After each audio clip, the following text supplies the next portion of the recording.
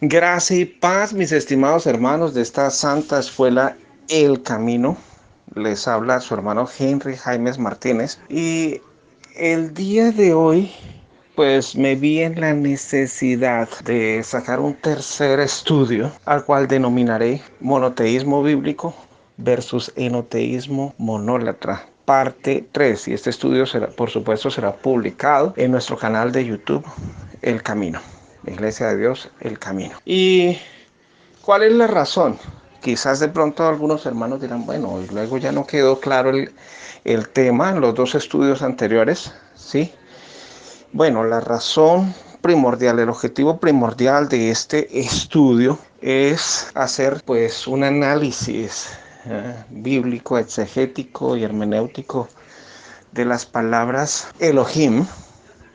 Eloah son términos hebreos que son muchas veces traducidos como Dios o dioses, y la palabra griega theos, entonces que también pues la palabra griega theos es el sinónimo de la palabra hebrea Elohim o Eloah. ¿Y qué es lo que pasa? Pues debido a que algunas personas no investigan pues los múltiples significados de estas palabras, entonces caen en herejías, como decir de que la verdadera doctrina es el enoteísmo monólatra, en la que hay muchísimos dioses, ¿sí? Millones de dioses, ¿sí? En el cielo y en la tierra, pero que solamente se le rinde devoción exclusiva a uno solo. Eso es lo que pregonan los enoteístas monólatras, ¿sí?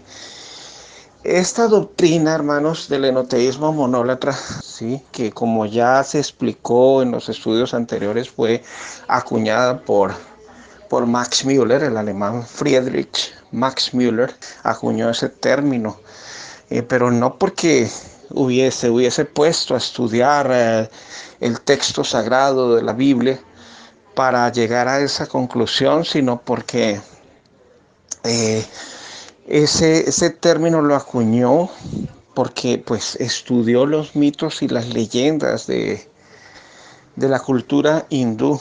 De hecho, tradujo el Rig Veda al sánscrito y, y pues del estudio de ese libro sagrado para los hindúes fue que él extrajo esa doctrina del enoteísmo monólatra, algo que creen muchos cristianos que se hacen llamar bíblicos hoy en día.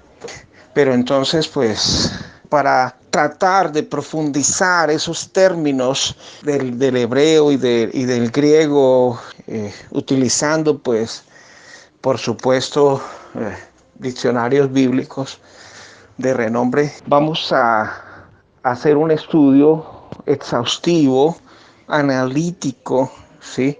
Para poder determinar, pues, esos significados y poder entender cuál es la verdadera enseñanza de las Sagradas Escrituras, si es un monoteísmo bíblico o un etnoteísmo monólatra. Hermanos, antes de empezar con el análisis semántico de estas palabras Elohim, Eloah y la palabra griega Theos, quiero decirles que y volver a recalcar lo que dije anteriormente, que por falta de conocimiento del significado de estas palabras, las personas han caído en malas interpretaciones.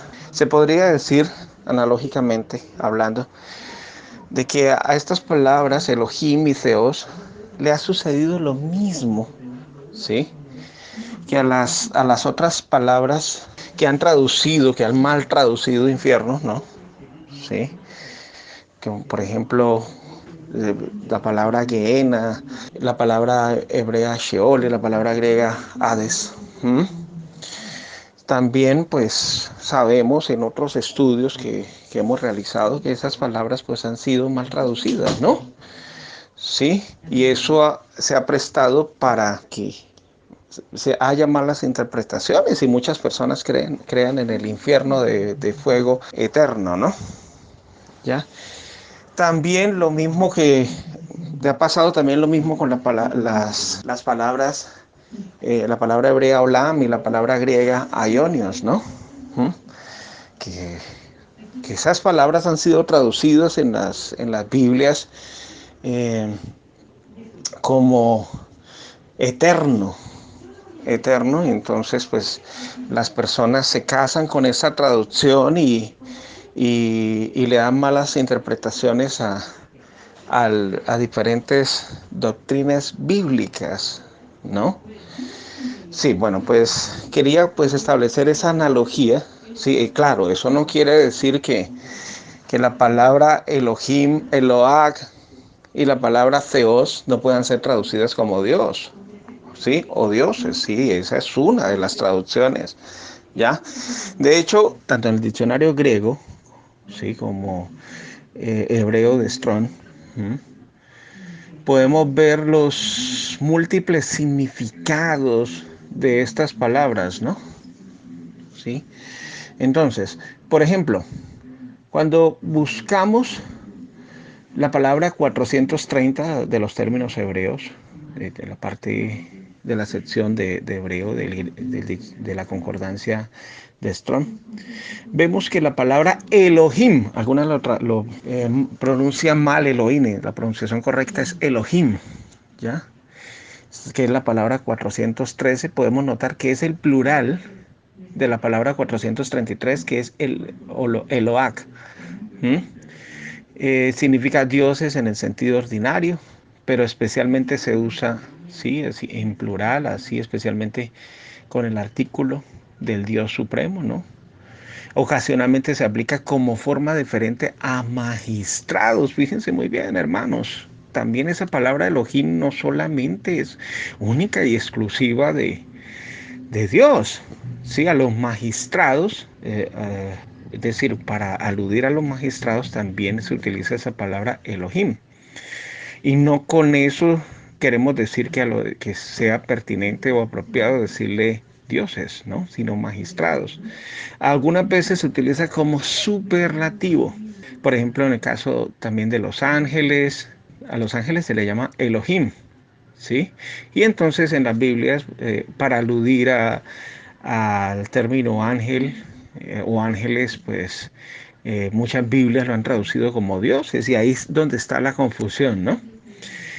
También se traduce Dios o dioses, puede traducirse en singular o en plural, aunque el Elohim pues es un plural también majestáutico, un plural de majestad.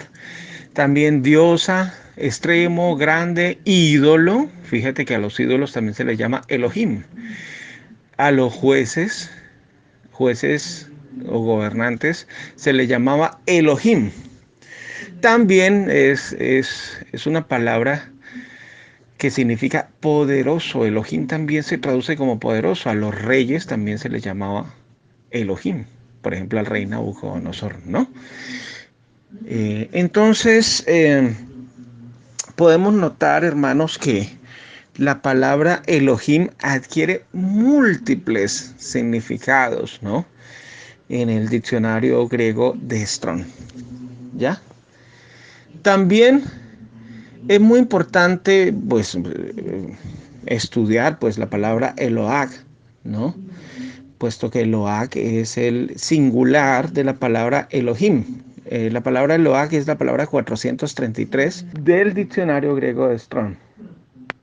Dice de 410, una deidad o la deidad, Dios en mayúscula o Dios en minúscula, y dice, véase la palabra 430, es decir, la palabra que acabamos de analizar anteriormente, que es Elohim, ¿ya? Entonces, muy bueno entender, sí, antes de pasar pues a la otra palabra, es muy importante entender que Elohim, la palabra Elohim, adquiere múltiples significados, ¿no? Entonces, la palabra hebrea Elohim es la forma plural de Eloah, que tiene múltiples significados, entre los cuales cabe destacar la palabra poderoso, ¿no? Magistrados, jueces, reyes.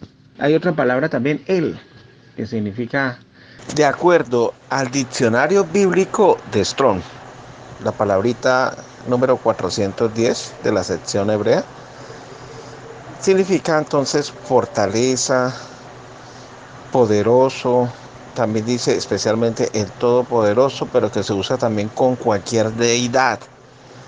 Dios, fuerte, fuerza, grandeza, también significa ídolo, poder, poderoso, potentado.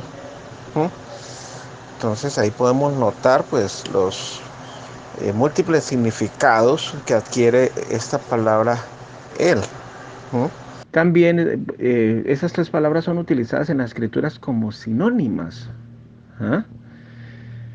Eh, para aludir pues, al creador y también para aludir pues, a otros seres que son poderosos. ¿Mm? Entonces esas tres palabras han sido traducidas como Dios o dioses en la mayoría de las versiones que tenemos en español. Es muy importante pues ver el uso de estas palabras. Por ejemplo, en Génesis 31:29 dice lo siguiente: poder hay en mi mano para haceros mal, mas el Dios de tu padre me habló anoche diciendo, guárdate que no hables a Jacob descomedidamente. ¿Ya? Entonces ahí se traduce de la palabra pues hebrea, ¿no? Proverbios 3:27 también. Vamos a estar analizando, hermanos, varios textos bíblicos y después nos adentramos en, en el contraste entre monoteísmo bíblico y enoteísmo monólatra para saber qué es lo que realmente nos enseñan las Sagradas Escrituras, ¿no? Aquí en Proverbios capítulo 3, el verso 27, dice lo siguiente: no te niegues a hacer el bien a quien es debido cuando tuvieres poder para hacerlo. Fíjate, ahí se utiliza la palabra eh, él, ¿sí? Que también se traduce poder, ¿sí? Miqueas 2:1. A ver, en Miqueas capítulo 2, el verso 1. Miqueas capítulo, ay de los que en sus camas piensan iniquidad y maquinan el mal, y cuando llega la mañana lo ejecutan porque tienen en su mano el poder. Entonces fíjate que también, pues esa palabra él significa poder, ¿no? Entonces la palabra hebrea él aparece alrededor de 200 veces en las Sagradas Escrituras. ¿Ah? Eh, en muchas ocasiones, la mayoría de ellas siempre hace referencia al creador y algunas veces tiene el significado de poder, ¿no? ¿Mm? Entonces, es muy importante entender esto, ¿no? ¿Ah? Sin embargo, la forma plural de él, que es Elohim, algunas veces aplica al creador y en otras ocasiones a otros poderes, puede ser humanos o angelicales. ¿Ah? Vemos el caso de Éxodo capítulo 15 y el verso 11. Fíjense lo que dice aquí. Éxodo 15:11. ¿Quién como tú, oh Jehová, entre los dioses? ¿Quién como tú, magnífico en santidad, terribles, maravillosas hazañas, hacedor de prodigios? Entonces, los enoteístas utilizan muchas veces ese texto, ¿sí ve? Entre los dioses. Entonces, Dios reina en medio de los dioses y entonces es apropiado decir que hay otros dioses. Pero fijémonos muy bien, hermanos, que ahí aparece la palabra Elohim, ¿sí ve? Y recordemos que la palabra Elohim también significa poderosos, ¿no? Como lo vimos en el análisis semántico, lingüístico que acabamos de hacer de la palabra 430 del diccionario griego de Strong. Elohim, recordemos que también se traduce poderosos, ¿no? O reyes, o jueces, gobernantes, ¿no? Entonces, ¿qué es lo que pasa? Entonces, los enoteístas monólogos leen este texto y dicen, ay no, si ve, hay más dioses. Pero lo que no entienden es que esa palabra Elohim que aparece en Éxodo 15:11, fue traducida en esta versión Reina Valera y en otras versiones más eh, como dioses. Entonces, ¿qué es lo que pasa? Ahí ahí es donde se presta para la confusión, para decir, mire, si ve, hay más dioses, entonces la verdadera doctrina es el enoteísmo monólatra, donde se le rinde culto y devoción exclusiva a Dios el Padre, pero sin desconocer de que hay otros dioses, ¿ya?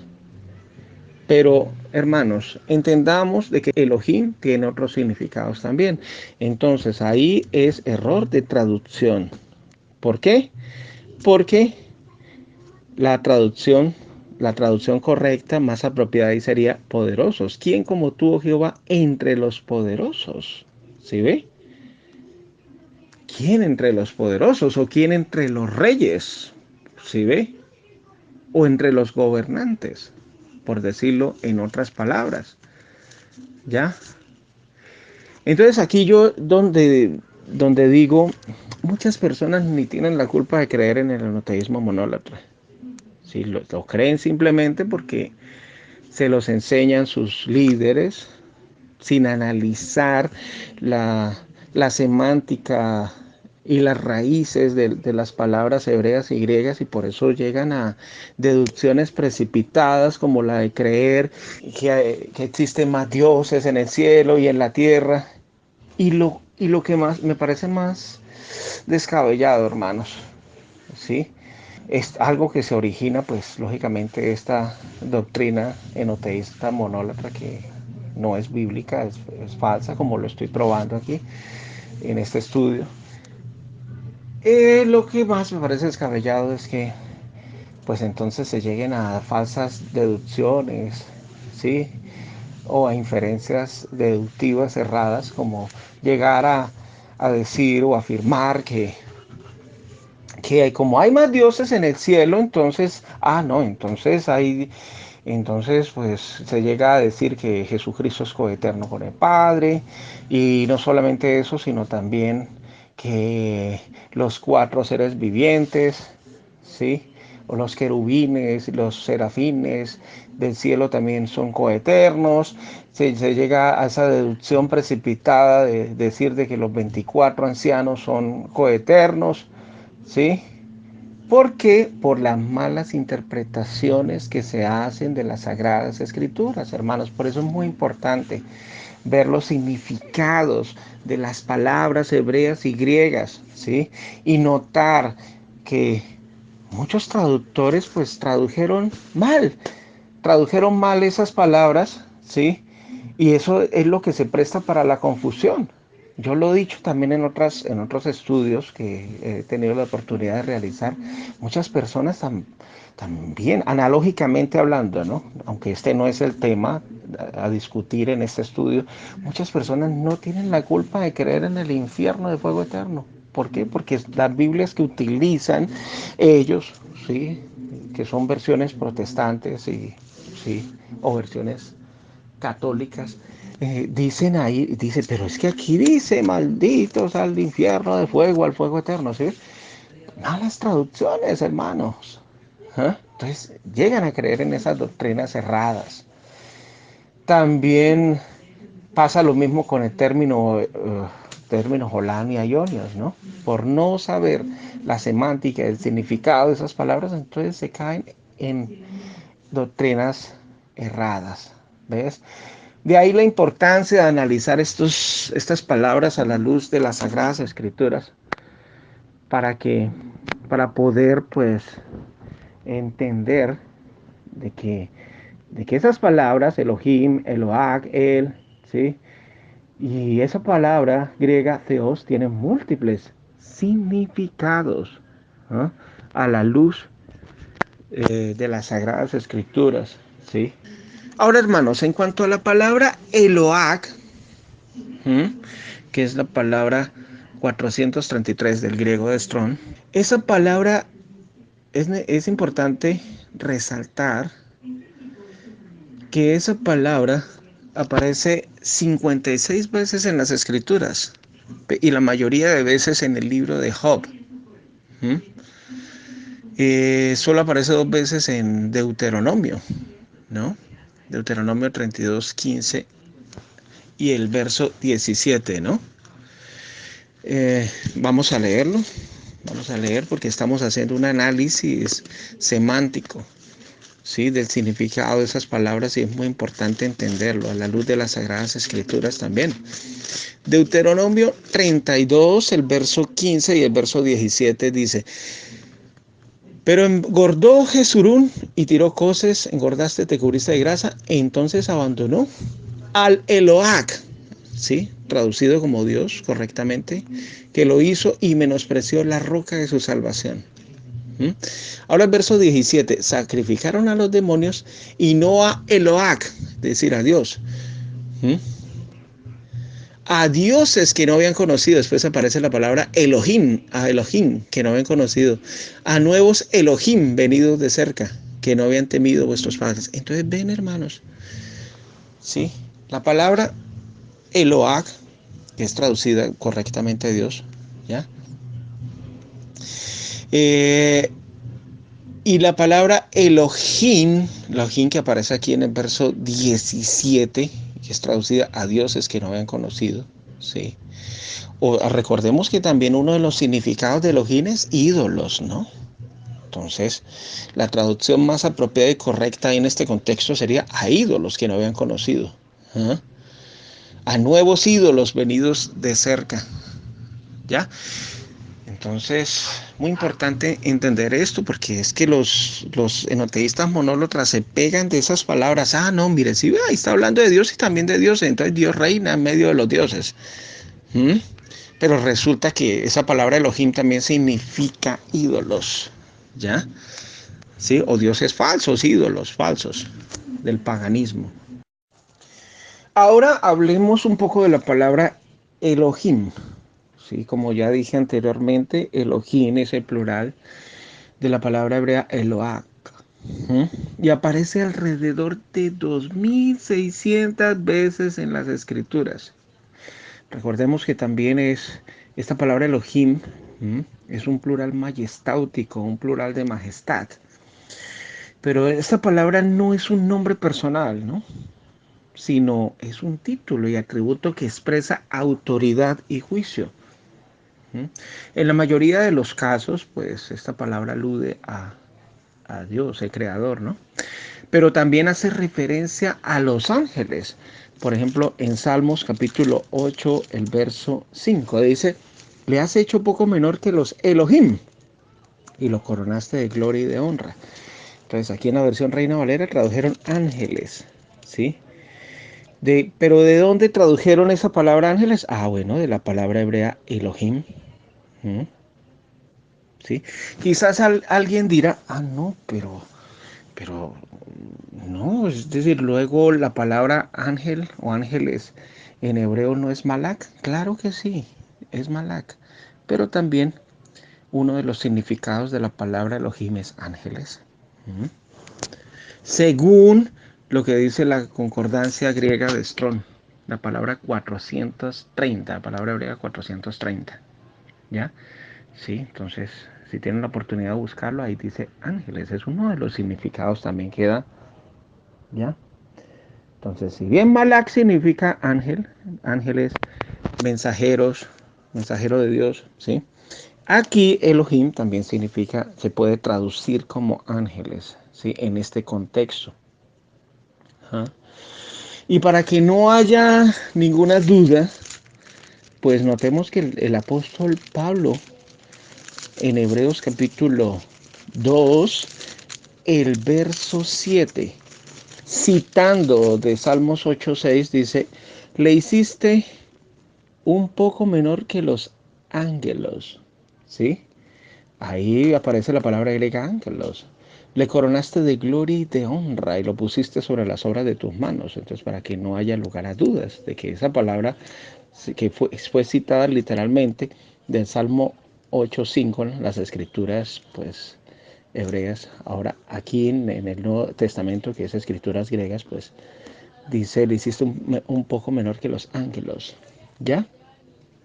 Entonces, para, ahí podemos notar que la palabra Elohim también traduce eh, ángeles, ¿no? Aparte de los otros múltiples significados, que adquiere esa palabra desde un punto de vista semántico y lingüístico, ¿no? ¿Mm? Eh, También aquí en Génesis 31:30, Génesis 31:30, fijémonos lo que dice aquí. Dice, y ya que te ibas porque tenías deseo de la casa de tu padre, ¿por qué hurtaste mis dioses? Una conversación que tenía Labán con Jacob. ¿Sí? Mis dioses, está esa palabra traducida, esa palabra, aparece la palabra Elohim, ¿no? Pero resulta que esa palabra Elohim, ¿sí? En el diccionario griego de Strong también significa ídolos. Entonces, la traducción más correcta es ídolos, ¿sí? Yo se los puedo decir, hermanos, se los digo con mucha humildad de corazón para la honra y gloria de Dios. Les hablo de este tema con bastante propiedad porque tengo una maestría en lingüística aplicada. Entonces, como lingüista, puedo hablar con propiedad de este tema, ¿sí? Eh, y decirles, hermanos, que estos traductores que vertieron aquí esta palabra dioses, ¿por qué hurtaste mis dioses? Pues es una traducción que no es correcta de acuerdo al contexto bíblico, porque pues, aunque si bien ahí dice Elohim, ¿sí? Elohim también significa ídolos, ¿sí? Ídolos. ¿Por qué me hurtaste mis ídolos? ¿Sí? Y eso es lo que Labán le estaba reclamando a Jacob, ¿ya? Otros textos, Isaías 57:5. Vamos a analizar Isaías 57:5. Dice que os enferverizáis con los ídolos debajo de tu árbol frondoso que sacrificáis los hijos en los valles debajo de los peñascos. Fíjense, hermanos, ¿ah? Que, bueno, leamos en contexto. No sois vosotros hijos rebeldes, generación mentirosa, que os enferverizáis con los ídolos debajo de tu árbol frondoso. Que ahí esa palabra ídolos fue traducida de la palabra hebrea Elohim. Y fíjate, aquí en la versión Reina Valera, Isaías 57:5, correctamente tradujo esa palabra Elohim como ídolos de acuerdo al contexto bíblico, ¿sí? Cosa que no se hizo, ¿ah?, en el texto anteriormente citado, ¿no?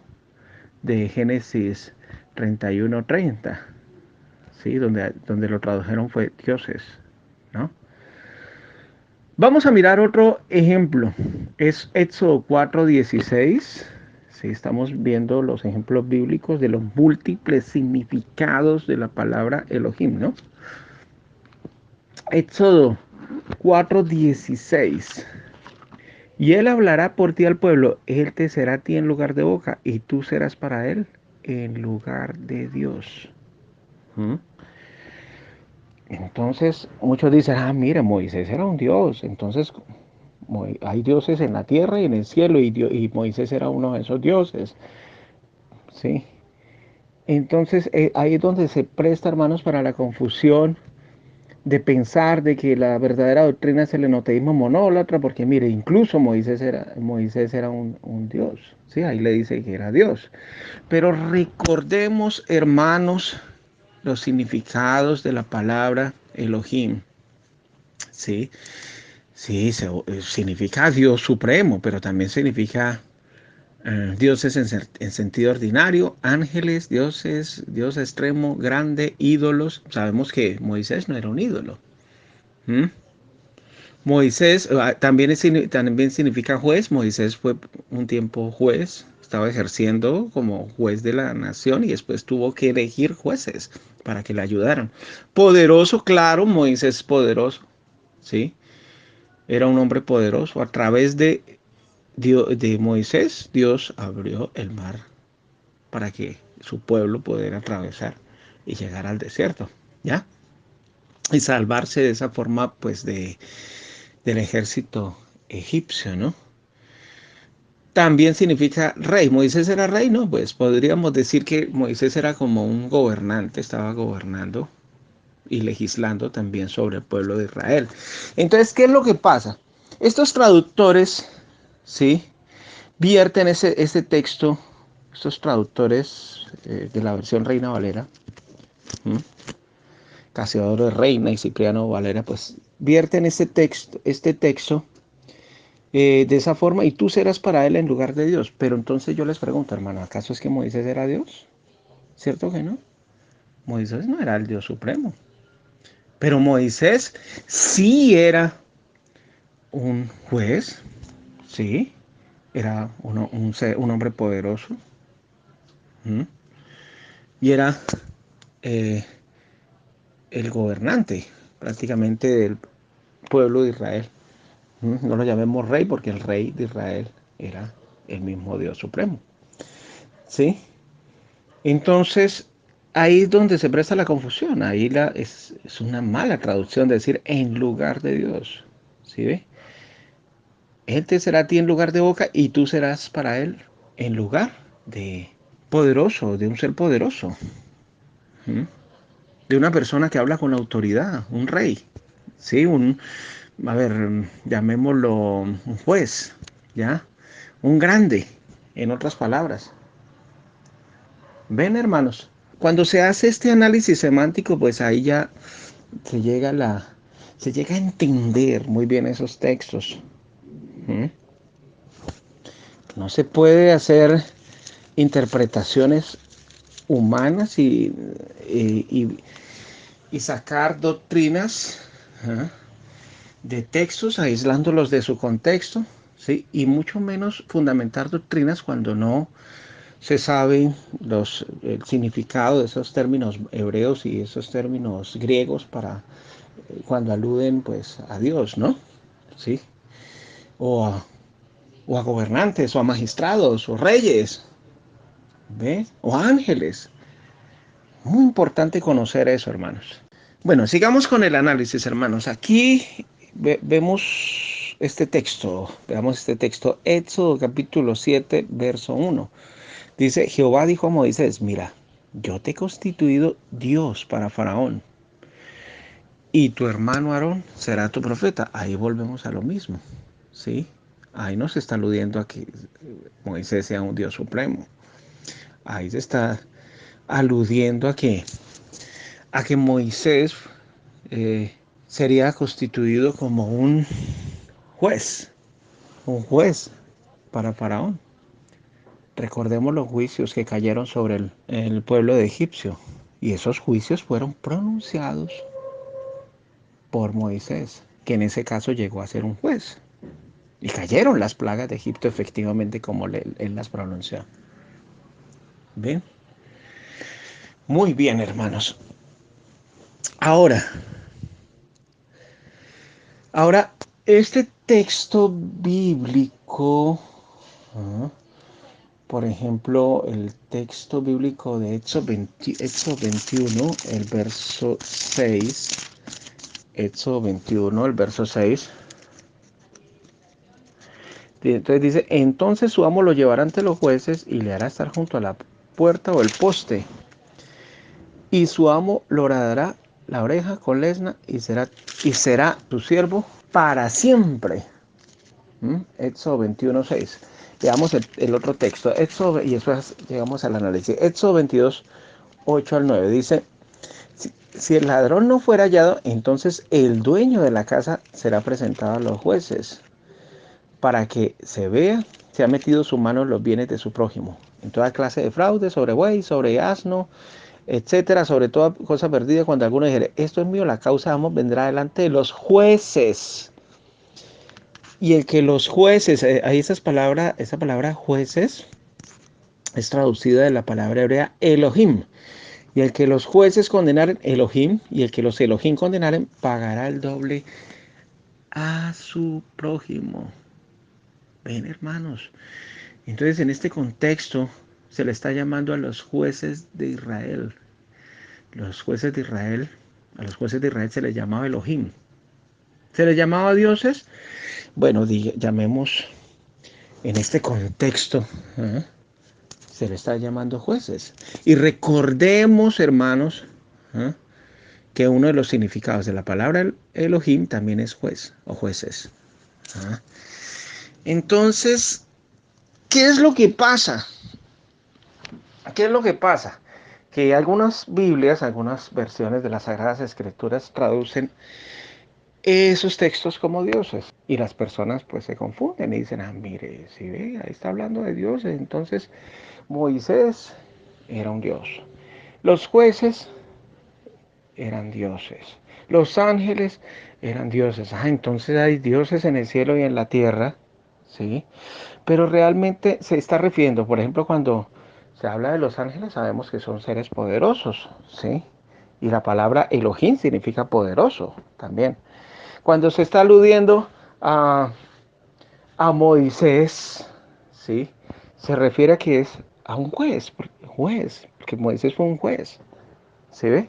Y también un gobernador.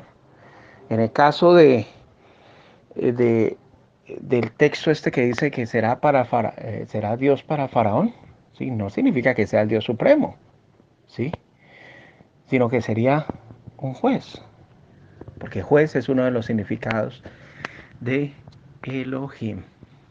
Ven, hermanos, es muy claro, es muy importante analizar esto a la luz de las Sagradas Escrituras para no caer en doctrinas erróneas, ¿m? Para no caer en interpretaciones personales. ¿Eh? Es muy importante ir a la semántica de estas palabras, ¿no? ¿Mm? Bueno, quiero decir, sí, resaltar que el hecho de que la palabra Elohim esté en forma plural no significa necesariamente que se trate de varias personas o un conjunto de personalidades. Sí, algunas veces puede ser un plural, pero otras veces se refiere a un plural majestáutico, como lo he dicho anteriormente. ¿Mm? Por ejemplo, eso lo vemos en el caso de Moisés, que no fue más que una persona, pero obtuvo el cargo de ser Elohim para el faraón de Egipto. ¿Sí? Es decir, no Dios, sino juez. ¿Mm? Entonces, el término Elohim tiene que ver con autoridad en abundancia y un conjunto de poderes para poder afirmar su voluntad. ¿Ah? ¿Ves? Entonces, en otras palabras, hermanos, Elohim podría ser traducido como máximo gobernante o juez supremo. ¿Sí? Y eso fue lo que Moisés fue hecho por Dios, ¿no? No un Dios, ¿sí?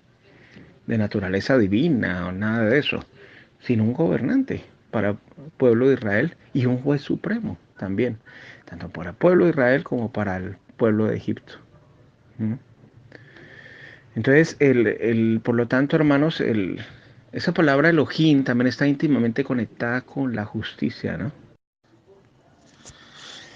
Hermanos, aunque el pasaje este de Génesis 1:26 dice que Elohim, ¿m? En plural, Elohim, creó los cielos y la tierra, ¿sí? El verbo no está en forma plural, crearon, sino singular, creó. Entonces, ¿qué podemos aprender de esto?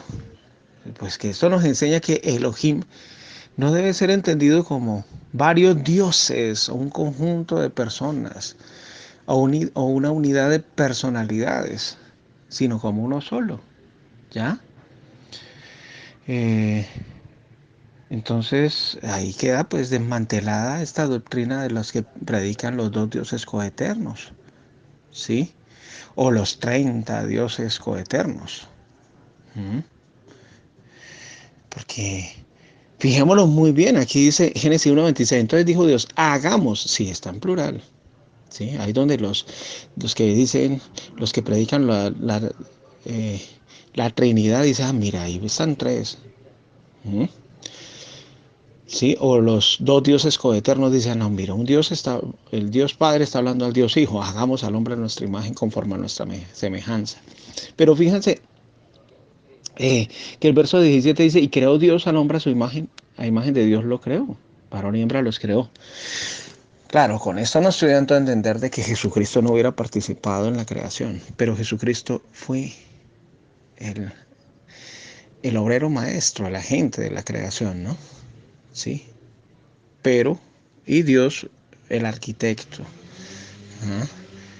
Por eso dice, hagamos al hombre a nuestra imagen y semejanza. Pero después el verso 27 dice, y creó Dios al hombre a su imagen, ¿no? Porque si bien Jesucristo participó en la obra creativa, ¿sí? Eh, los méritos se los ganó Dios. ¿Mm? Entonces, es muy importante entender y comprender esto a la luz de las Sagradas Escrituras. Entonces, Elohim no debe ser entendido como varios dioses o un conjunto de una tría de dioses o la trinidad de personas. No, no, no, no, no. ¿No? Sino como uno solo. Esta es también pues, la confesión principal que los judíos tenían que confesar hasta 2 veces al día. ¿Mm? La Shema del Antiguo Testamento. Oye, oh Israel, Jehová nuestro Dios es un solo Jehová. Deuteronomio 6:4, ¿no? ¿Ven? Entonces, nada de decir de que el pueblo judío era ateísta, monólatra, no, no, no, no. Los que dicen eso no están ignorando las escrituras, no están estudiando bien la palabra de Dios. Están desconociendo los múltiples significados que aparecen en los diccionarios de la palabra Eloah, Elohim, ¿sí? Y Theos, ¿no? En griego. Ahora vamos a analizar la palabra griega Theos. Algunos la pronuncian Theos. Está mal pronunciada. La pronunciación correcta es Theos. ¿Mm? A ver, esa palabra griega Theos él tiene el mismo significado de las palabras hebreas Eloah y Elohim. ¿Mm? En el diccionario griego de Strong es la palabra 2316 de la sección griega de la concordancia griega de Strong y significa deidad, ¿m? La divinidad suprema, pero también tiene un significado figurativo, magistrado, ¿eh? También significa Señor o significa Dios. Entonces, tiene, como podemos ver, tiene múltiples significados, ¿no? Hay otros significados que, por ejemplo, eh, se puede extraer de ese término theos, ¿no? Que es un dios o una diosa, un nombre general de deidades o divinidades. La divinidad habla del Dios único y verdadero. Se refiere a las cosas de Dios, sus consejos, los intereses, las cosas que se le debe. ¿Eh? Todo lo que puede ser semejante a Dios o que le parece en algún modo. El representante de Dios o vicerregente de los magistrados y jueces. Ven, hermanos, esta palabra Theos tiene múltiples significados, tiene varios significados también, igual que Elohim, ¿ya? Son los mismos significados. ¿Mm? Entonces, sabemos que como título supremo se habla de, pues, Theos, habla del Dios único y verdadero, es el Padre, ¿no? ¿Sí? Como vemos en 1 Corintios 8:6. ¿Eh? Nosotros tenemos un solo Dios, el Padre, de quien proceden todas las cosas. El apóstol Pablo dice, solo tenemos un Dios, un Theos. ¿Quién? El Padre. Dios, pero sabemos que Dios, el autor, Dios, nuestro creador, también envía mensajeros con su autoridad. ¿Mm? Mensajeros. ¿Quiénes son? Los ángeles. Así que cuando nuestro Padre unge a alguien para hablar sus palabras, a esa persona se le da el título de Theos. ¿Sí ve? ya se trate de un ángel o un hombre, ¿ya? Por ejemplo, un hombre como en el caso de Moisés, ¿sí? O, o, un, o un ángel, ¿no? Bueno, hermanos, entonces ahora veamos algunos contextos bíblicos de las escrituras del Nuevo Testamento donde se utiliza la palabra theos en diferentes contextos. Por ejemplo, aquí en Efesios 1:3. Efesios 1:3 dice, bendito sea el Theos y Padre de nuestro Señor Jesucristo, que nos bendijo con toda bendición espiritual en los lugares celestiales en Cristo. ¿Sí? Entonces ahí se ve claramente que esa palabra Theos, Dios, está aludiendo al Padre. ¿Mm? Entonces, también, pero bueno, siempre pues por lo general el apóstol Pablo, ¿no? En el preludio de sus cartas, eh, utilizaba ese saludo, ¿no? ¿Mm? Entonces, siempre pues, casi siempre en muchos contextos de las Sagradas Escrituras, la palabra Theos, ¿sí? Alude pues, por supuesto, a Dios el Padre, ¿no? También hay otros contextos en que la palabra Theos, ¿sí? Alude pues a nuestro Señor Jesucristo. ¿Eh? Por ejemplo, en Juan 1:1, ¿no? ¿Mm? Entonces, la parte final de Juan 1:1 dice, Kai Theos en Hologos, ¿sí? Entonces, y que es traducida por muchas versiones de las Sagradas Escrituras, y Dios era Logos, o el Logos era Dios. ¿Mm? Aunque la traducción más correcta, más apropiada sería, y, y el Logos era poderoso, o el verbo, o la palabra era poderoso, ¿no? Porque sabemos que uno de los significados de la palabra Theos también es poderoso, ¿no? Sí. ¿Mm? Algunos eruditos dicen que este, esta palabra aquí, Theos, como no tiene artículo, es de carácter cualitativo, ¿no? ¿Mm? Entonces, que cuando tiene artículo, pues saluda al Padre, y cuando no tiene artículo es de género cualitativo. Por eso es que muchos eruditos de las Sagradas Escrituras, pues conocedores de griego, Koinet, dicen que una de las traducciones más aproximadas era, y de naturaleza divina era la palabra o el logos, ¿sí? Pero sabemos que Theos también significa poderoso, ¿no? Porque si lo tradujéramos y Dios era el logos, entonces significaría que hay dos dioses, ¿cierto?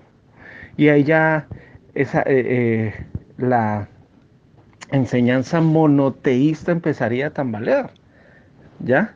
La Shemá del Antiguo Testamento estaría tambaleando entonces, estaría en contradicción con la Shemá del Antiguo Testamento. Y la Biblia no se puede contradecir, hermanos. ¿Ah? Entonces lo más viable, lo más factible es que la traducción sea y poderoso, era logos, ¿sí? Poderoso. ¿No? O, o como dicen algunos eruditos, y divino, era logos, naturaleza divina, ¿sí? Pero eh, últimamente me inclino a pensar de que la traducción más correcta sería poderoso, era logos, porque si decimos que es Dios, era logo, el logos, entonces significaría que hay dos dioses, ¿no? ¿Sí? Y eso ya sería enoteísmo, ¿no? ¿Mm? Sí, porque el enoteísmo dice que hay más dioses, ¿no? ¿Ya? Y Jesucristo, pues, por supuesto que es el Hijo de Dios y por supuesto que es un ser poderoso, ¿no? Muy bien, entonces ahí notamos pues que a Jesucristo también se le llama Theos, ¿no? Theos, pero sabemos que la palabra Theos también significa poderoso, ¿no? No solamente significa Dios, ¿ya? Em, También otro ejemplo bíblico, otro contexto bíblico en el cual se utiliza la palabra theos, ¿sí? Es para describir pues a Satanás, ¿no? Segundo de Corintios 4:4 dice, ¿m? El Dios, es decir, el Theos de este siglo, cegó el entendimiento de los incrédulos, para que no les resplandezca la luz del Evangelio ni la gloria de Cristo, el cual es la imagen de Theos. Fijémonos, hermanos, que ahí aparece 2 veces la palabra Theos, ¿sí? Pero la primera vez que aparece no alude, por supuesto, al Padre, ¿m? Sino al gobernante de este siglo, ¿ya? Que es Satanás.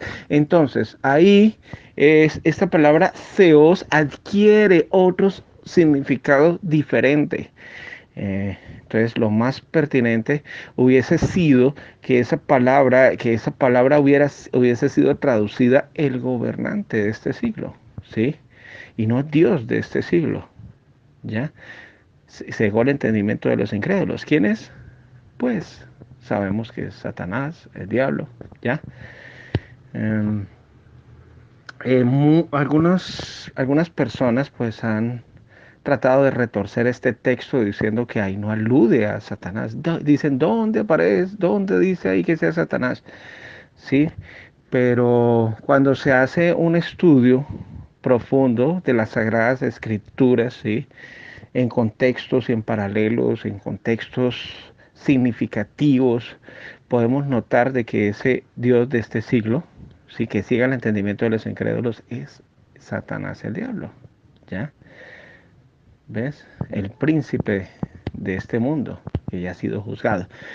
Bueno, pero entonces, para no desviarme un poco del tema, no desviarme del tema, pues el punto al que quiero llegar es que ahí en 2 Corintios 4:4 aparece 2 veces la palabra Theos, pero la primera vez alude pues al enemigo, ¿sí? Y la segunda vez alude pues al Padre, dice que es la imagen de Theos, la gloria de Cristo, que es la imagen de Theos, ¿ya? De Dios. ¿Mm? Bueno, entonces aquí hemos visto hasta ahora eh, 3 contextos en los que se utiliza la palabra Theos, ¿sí? ¿Sí? Primero cuando que alude al Padre en Efesios 1:3, por ejemplo, ¿sí? Cuando dice bendito sea el Dios y Padre de nuestro Señor Jesucristo, Theos. Cuando alude a Jesucristo en Juan 1:1, ¿sí? Que por supuesto ahí se refiere a que ese logos es poderoso, ¿no? ¿Ya? Y también, eh, por ejemplo, 2 Corintios 4:4, aludiendo a Satanás, ¿ya? Ahora, vamos a ver un contexto del Nuevo Testamento donde se utiliza la palabra Theos, pero no alude ni a Dios el Padre, ni a Jesucristo, ni a Satanás, sino a los hombres. Ese texto se encuentra en Juan 10:34. Juan 10:34 dice lo siguiente. ¿Mm? Jesús, aquí en la versión Reina Valera, por supuesto. Jesús le respondió, ¿no está escrito en vuestra ley? Yo dije, dioses sois. ¿Mm? Y el 35, bueno, ahí aparece la palabra Theos, ¿no? ¿Mm? Recordemos, recordemos que Jesucristo aquí citó del Salmo 82:6, ¿ya? El Salmo 82:6. Y entonces, si buscamos, pues ese Salmo 82:6 dice, yo dije, vosotros sois dioses. En el Salmo 82:6, ahí como es de las escrituras del Antiguo Testamento, escritas en hebreo, ahí aparece la palabra Elohim. Vosotros sois Elohim. Y a todos vosotros, hijos del Altísimo. ¿Ya? Entonces no está escrito en vuestra ley. Yo dije, dioses sois, pero en el Nuevo Testamento, por supuesto, en las escrituras del Nuevo Testamento que fueron escritas en griego, ahí aparece, yo dije, Theos sois. ¿Ah? Entonces, ¿A quién está aludiendo ahí? A los hombres, ¿sí? A los jueces, gobernantes, ¿m? Del Antiguo Testamento se les llamaba, ¿ah?, Theos. Pero sabemos, hermanos, ahí volvemos al punto, sabemos que la palabra Theos significa jueces, gobernantes, magistrados, ¿sí? Poderosos también. Entonces ahí es cuestión de traducción, ¿ya? El que tradujo esta versión y muchas otras versiones de las Sagradas Escrituras tradujeron dioses. Entonces los enoteístas dicen, ah, mire, ¿sí ve? Dioses. Jesucristo dijo que habían más dioses, ¿sí? Porque ahí dice, no está escrito en vuestra ley, yo dije, dioses sois. Ah, entonces la verdadera enseñanza debe ser el enoteísmo monólatra, porque si hay más dioses, y Dios el Padre es el Dios supremo al cual se le rinde adoración, reverencia única y exclusiva, entonces pues debe ser el único Dios verdadero entre otros dioses. Esa es la conclusión precipitada que sacan los que propugnan y los que predican y pregonan el enoteísmo monólatra.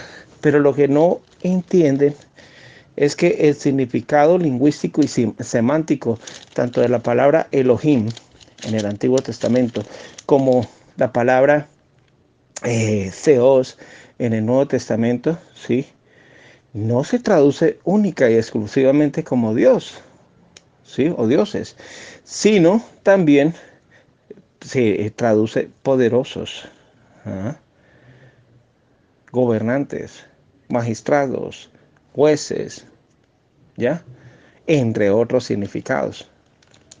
¿Ven? ¿Ven, hermanos? Entonces, mire, sigamos analizando. Y Juan 10:35 dice, si llamó a dioses a aquellos a quienes vino la palabra de Dios y la escritura no puede ser quebrantada. ¿Ah? Pero recordemos que ahí se traduce de la palabra theos. Y la palabra theos también tiene múltiples significados. Entonces, aquí fue cuestión del traductor. El traductor tradujo dioses. Pero cuando buscamos el significado de esa palabra Dios, de esa palabra Theos y Elohim, vemos que hay múltiples significados poderosos. ¿Por qué no lo tradujeron? Yo dije, poderosos sois. ¿Mm? Si llamó poderosos aquellos a quienes vino la palabra de Dios, ¿sí? ¿Por qué traducirlo como dioses? Es mi pregunta, ¿ya? Sí, porque si lo traducen como dioses, entonces eso da como, da como un tinte de enseñanza enoteísta, ¿sí? Y ahí es donde se pegan los enoteístas monólatras para decir, ah, mire, sí ve, hay más dioses. Pero ¿por qué no traducirlo de otra forma? Como por ejemplo poderosos o gobernantes o jueces, ¿sí? En este contexto poderosos sería la traducción más correcta de acuerdo al contexto, ¿no? Y fíjense que el verso 36 dice, al que el Padre santificó y envió al mundo, ustedes dicen, tú blasfemas porque dije hijo de Dios soy. Fíjate que Jesucristo no dijo, yo soy un Dios, dijo hijo de Dios, algo totalmente diferente. ¿Ah? Ven, hermanos. Entonces ya hemos visto 4 contextos del Nuevo Testamento, de las escrituras griegas del Nuevo Testamento, donde se utiliza, ¿sí?, la palabra theos de forma diferente, ¿ya? Es muy importante analizar el contexto, hermanos, para no caer en falsas interpretaciones, ¿ah?, o no caer en doctrinas que no son bíblicas, como el enoteísmo monólatra, ¿ah? Los enoteístas monólatras creen ver, ¿sí?, su enseñanza de que Dios está entre otros dioses, ¿sí? Pero eso no es bíblico, hermanos, ¿ah? Esa enseñanza fue acuñada por Max Müller. ¿Y Max Müller las trajo de dónde? Pues de mitos y leyendas hindúes. Entonces, no, eso no es que Max Müller se hubiera puesto a estudiar la Biblia y dijera, mira, aquí está el enoteísmo monólatra, no. Max Müller acuñó ese texto al estudiar los libros sagrados del hinduismo, como el Rig Veda, ¿sí? Entre otros libros sagrados del hinduismo. Y entonces él planteó esa tesis doctrinal, pero que no tiene nada que ver con lo que enseñan las Sagradas Escrituras. Hermanos, es muy importante leer cada texto dentro de su contexto específico, ¿no? Para determinar cuál es la apropiada traducción de los términos hebreos Eloah, Elohim y la palabra griega Theos. ¿Mm? La traducción más correcta la da el contexto, ¿sí? El contexto específico. Por ejemplo, cuando alude al Padre Altísimo, pues es correcto verter el texto, ¿sí? Dios, ¿ya?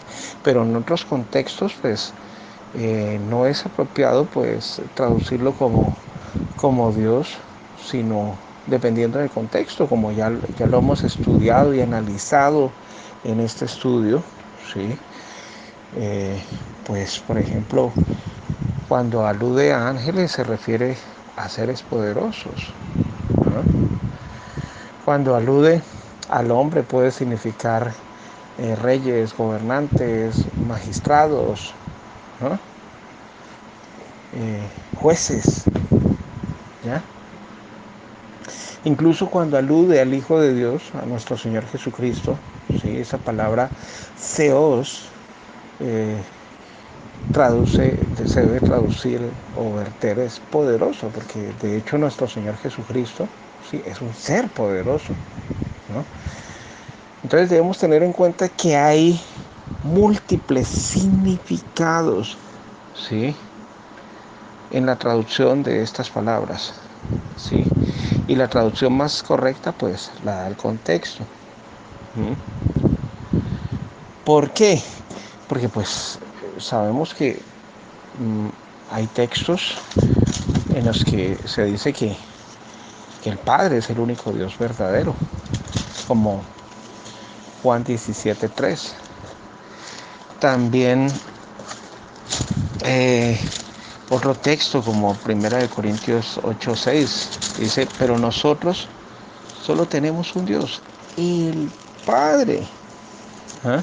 Carecerían de sentido estos dos textos, ¿sí? Si existieran otros dioses en el cielo y en la tierra, ¿sí? Carecería de sentido de verdad llamar al Padre, ¿sí? El solo Dios verdadero, si hay otros dioses. Entonces ahí es cuando el enoteísmo monólatra se desmorona, ¿no? Y, ¿Y por qué se desmorona? Porque pues si la Biblia dice que solo hay un Dios, el Padre, significa que no hay otros dioses. Y si los hay, tienen que ser falsos, ¿cierto? ¿Ya? En el caso de Jesucristo, pues la traducción es poderoso, como dije anteriormente. Los ángeles también son seres poderosos, ¿sí? En el caso de los hombres, son jueces, gobernantes o reyes. Moisés, pues, fue un juez, ¿ah? Y un gobernante también, que gobernó, pues, al pueblo de Israel. Entonces, muy importante conocer eh, esta información para poder hacer una exégesis apropiada de los textos y no sacar deducciones precipitadas que, que nos llevan o que llevan a las personas a creer en doctrinas extrañas que no enseñan realmente las Sagradas Escrituras, como es el enoteísmo monólatra, ¿no? ¿Ah? Sí, sí, y pues no solamente por las redes sociales pulula pues enseñanza, esta enseñanza que no es bíblica, sino también hay otras doctrinas religiosas que creen también en esto, como por ejemplo el mormonismo, El mormonismo es un ejemplo excelente de un grupo enoteísta monolátrico contemporáneo, ¿no? ¿Por qué? Porque pues ellos enseñan la existencia de muchos dioses, de muchos mundos, mientras que adoran solo al Dios de este planeta. ¿Mm? Entonces, pues las personas que enseñan esta doctrina del enoteísmo monólatra han caído en el mismo error del mormonismo a sostener lo que dicen o lo que argumentan sobre Dios y los otros dioses menores. Entonces, hermanos, como se puede ver, ¿eh? La enseñanza bíblica, la preciosa enseñanza de las Sagradas Escrituras es monoteísta. ¿Eh? La Biblia enseña que solamente hay un único Dios verdadero, que es el Padre. Lo dijo el mismo Señor Jesucristo en oración. Está la vida eterna, que te conozcan a ti, el único Dios verdadero, y a Jesucristo a quien tú has enviado. El mismo apóstol Pablo dijo que aunque haya muchos que se llamen dioses y señores en el cielo y en la tierra, para nosotros solo hay un Dios. Para nosotros los cristianos, hermanos, solamente hay un Dios, el Padre. El apóstol Pablo no pudo haber mentido, ¿sí? Al decir que solamente existía un Dios y sabía que había muchos más dioses, ¿cierto? Solo hay un Dios, el Padre, hermanos. Por lo tanto, esa enseñanza es falsa y herética, hermanos. ¿Ah? Lo digo con mucha propiedad, ¿ya? ¿Y por qué digo que es herética? Pues los genoteístas dicen que la Biblia jamás enseña que solo existe un Dios, ¿ya? Es decir, están contradiciendo o están argumentando diametralmente lo opuesto a lo que enseñan las Sagradas Escrituras en Deuteronomio 6:4, en la Shema, ¿sí? De Israel, que oye, oh Israel, Jehová o Yahweh nuestro Dios es un solo Jehová. Ven, hermanos, ¿sí? El enoteísmo monólatra es una derivación del politeísmo, ¿sí? Muchas de las culturas paganas como el hinduismo eran politeístas y enoteístas, ¿sí? En esa cultura pagana hinduista se adoraba, se adoraban muchos dioses, pero ellos tenían un único Dios al cual le rendían adoración y devoción exclusiva. ¿Eh? Pero aún así tenían muchos dioses falsos. Y tratar de fundamentar el enoteísmo en textos bíblicos eh, sacados o aislados de su contexto, eso no es eh, correcto desde un punto de vista exegético, hermenéutico, ¿sí? Interpretativo. Eso es romper las reglas de la exégesis. ¿Mm? Por ejemplo, fundamentar el enoteísmo, vamos a poner como ejemplo un texto bíblico utilizado por los enoteístas monólatras, Deuteronomio 10:17. Dice, porque Jehová, vuestro Dios, ¿m? eh, es Dios de dioses y Señor de señores. Entonces muchos enoteístas monólatras dicen, mire, si ve ahí, dice que Dios de dioses y Señor de señores, significa que hay un panteón de dioses. Es decir, ellos pretenden ver un panteón de dioses en este texto, pero lo que no entienden es que esa palabra Dios, ¿sí? Eloah y dioses, Elohim, esas palabras adquieren múltiples significados y hay que interpretarlos de acuerdo a su contexto, ¿sí? Porque si la palabra Elohim también significa gobernantes, jueces, magistrados, reyes, ¿eh? Entonces, ¿por qué no traducir? Porque Jehová vuestro Dios, ¿sí? Es Dios de gobernantes, o de reyes, o de jueces, ¿no? Y Señor de señores, ¿ves?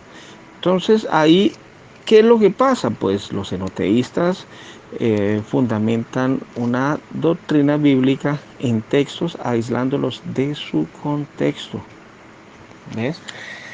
Porque si eso fuese así, si esa traducción fuese correcta, entonces la Shemá del Antiguo Testamento estaría mal, ¿cierto? Tendríamos que quitar ese texto de Deuteronomio 6:4 de la Biblia, de las Sagradas Escrituras, ¿sí? Y eso no puede ser. La Biblia no se puede contradecir. La Biblia guarda un hilo argumental sólido, ¿sí? No se contradice y las aparentes discrepancias no son necesariamente contradicciones. ¿Ven? ¿Sí? Si pensáramos o si creyéramos de que esa traducción es correcta desde un punto de vista exegético, entonces pensaríamos que, pensaríamos que el texto, o podríamos llegar a la conclusión precipitada de que ese texto y otros textos más que utilizan los enoteístas monólatras entonces está aludiendo a un panteón de dioses. Y eso de hablar de panteón de dioses viene de la cultura griega y romana. ¿Sí? Los romanos adoraban a Júpiter, era el dios mayor y supremo, pero tenían otros dioses más, panteones de dioses. ¿Mm? Los griegos adoraban a Zeus, pero tenían muchos más dioses, ¿sí? Entonces no podemos caer en esa herejía, hermanos, ¿eh? De llegar a pensar de que la verdadera enseñanza bíblica es el enoteísmo monólatra, ¿sí? Sacando textos fuera de su contexto para hacerle decir lo que no enseñan, o utilizando traducciones que no han vertido esos versículos de una forma correcta, ¿no? ¿Mm? Entonces, llegar a decir que la Biblia enseña la existencia de muchos dioses y señores, eso es una conclusión precipitada. Entonces, algunos dirán, bueno, y 1 Corintios 8:5, entonces, ¿qué dice? Bueno, sí, de acuerdo a la traducción que tú utilices. Sí, dioses, hay muchos que se llaman dioses y señores, ¿ah? Pero solamente hay un Dios, el Padre. Pablo lo dice claramente, ¿cierto? ¿Mm? Y ya lo que cada persona quiere interpretar ya es interpretación personal o privada, ¿ya? Pero la Biblia es muy clara. ¿Mm? Entonces no se puede llegar a decir o a creer que la verdadera teología bíblica es el enoteísmo monólatra. ¿Ah? Sí, porque entonces eh, si se llegara a esa determinación, entonces significaría que entonces tenemos que creer en la existencia de muchos dioses, es decir, en panteones de dioses en el cielo y en la tierra. ¿Ah? Y que el Padre, el único Dios supremo y el único que es adorado. ¿Ah? No, eso no es enseñanza bíblica. ¿Ah? ¿Por qué no es enseñanza bíblica? Pero ahí lo dice el texto bíblico. Pues sí, puede ser que lo diga el texto bíblico, pero ya a lo largo de este estudio vimos los múltiples significados de las palabras Eloak, Elohim y la palabra griega Theos, y nos dimos cuenta que no solamente se traduce como Dios, sino también tiene otras múltiples traducciones, múltiples significados, como ya lo he repetido varias veces a lo largo de este estudio, ¿sí? También se traduce como jueces, gobernantes, magistrados, ángeles, ¿ves? Entonces, no podemos sacar conclusiones precipitadas, ¿sí? Por no haber estudiado el significado de esas palabras. ¿Ah? Eh, la verdadera enseñanza bíblica es el monoteísmo, ¿sí? Nada de hablar que hay dos dioses o tres dioses o que hay 30 dioses coeternos. Eso es falso, de toda falsedad. La Biblia no enseña eso, hermanos. ¿Ah? Entonces, Eh, como conclusión, pues, de este estudio, podríamos decir, hermanos, que, que la verdadera enseñanza bíblica, ¿ah?, no es el enoteísmo monólatra, ¿sí? Eh, por las razones expuestas anteriormente. El enoteísmo monólatra se derrumba, hermanos, ¿ah?, ante el hecho de que solo hay un Dios, como dice el apóstol Pablo, y un único Dios verdadero, como lo dice nuestro Señor Jesucristo en Juan 17:3. ¿Ah? ¿Mm?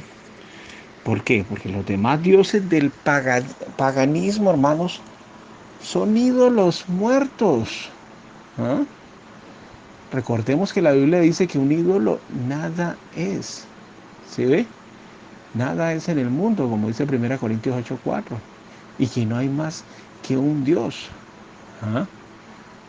¿Ves? Y hay otro texto que dice que el ídolo no es nada. ¿Ah? Entonces, vemos eh, que esa palabra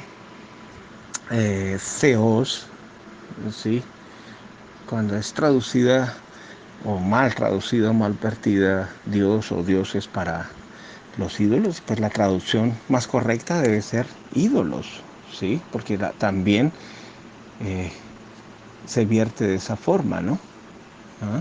Se refiere a los ídolos del paganismo también, ¿no? Entonces, los dioses del paganismo son ídolos muertos que no son nada. ¿Ah? Llámese hombre, mujer o lo que sea. ¿Ah? Y son el fruto de la invención humana inspirada por los mismos demonios. ¿Ah? Entonces, los llamados Elohim en hebreo o Theos en griego de la Biblia son o ídolos muertos, por un lado, del paganismo, o mensajeros angélicos, ¿sí? Los ángeles de Dios, como ya vimos en este estudio, traducido de la palabra Elohim, aunque también se traduce de Malak, ángeles, pero algunas veces traducido de Elohim. Y también y humanos que, que tenían el poder de Dios, por ejemplo, para efectuar una determinada función o una tarea específica en la tierra, como por ejemplo los jueces, gobernantes, reyes. ¿Ah? Entonces, todos estos últimos siervos de Dios eran gobernantes en función, ¿ah?, o funcionaban como o por Dios mismo.